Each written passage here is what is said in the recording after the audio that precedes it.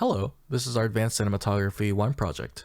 We decided to tackle this frame created by the wonderful cinematographer Rachel Morrison from the movie Black Panther. Since we got permission to use the Blackmagic RAW format for this class, we decided to use the Blackmagic Ursa Mini 4.6K for this project. Since we both didn't have too much experience operating the camera, we decided to do a camera test before we got into the project shoot, but to also create a LUT using a basic lighting setup in preparation for the actual shoot in the Magic soundstage.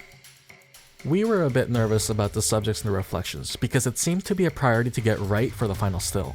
We weren't familiar with exposing subjects and reflections with the main subject behind the glass in mind, so we were in for a challenge. We got our basic frame up within the first hour and started working on the LUT. We first converted the Blackmagic film log color space to Rec 709, then we heavily shifted the color to cyan to match the still. One thing that we didn't quite get right in this stage was the clarity of the subjects in the reflection.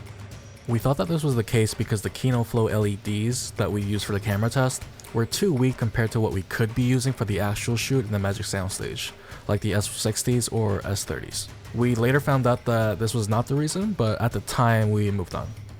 After loading the created LUT to the camera, this was what we got. Okay, right away we noticed that the skin tones aren't quite right compared to the original image. The orangish hue that we wanted to get isn't being shown through the LUT, but we were happy with how the LUT interacted with the lights on the subject, so we decided to use this during the actual shoot. During our research phase, we learned some useful facts about the assigned frame. We learned that the movie was primarily shot on the RE Alexa cameras, specifically the Mini and the SXT Plus, with a combination of Panavision Primo-spherical lenses.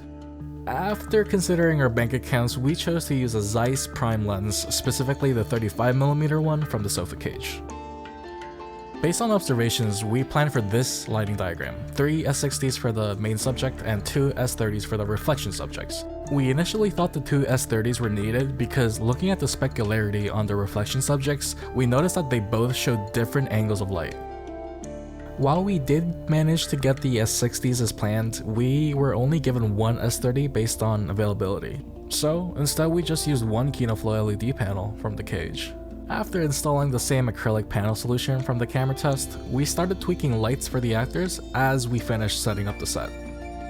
Everything went well, but the reflections. We just couldn't get the reflection subjects visible enough for the camera, especially with the darker skin tones of the actors that we were trying to match with the still.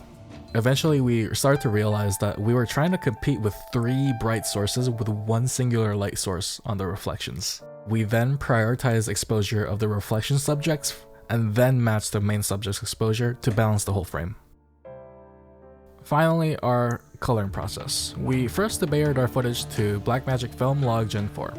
We used our first LUT to cover the Rec 709 color space transfer, and the cyan color shift that we already built. After that, surprisingly, there wasn't much additional work from the initial LUT. We just had to adjust the gamma and gain to match the overall brightness and use curves to revive the skin tones that we lost. We did end up using power windows to darken the background art because they were distractingly bright compared to the rest of the image. We were supposed to recognize this on set and adjust using scrims.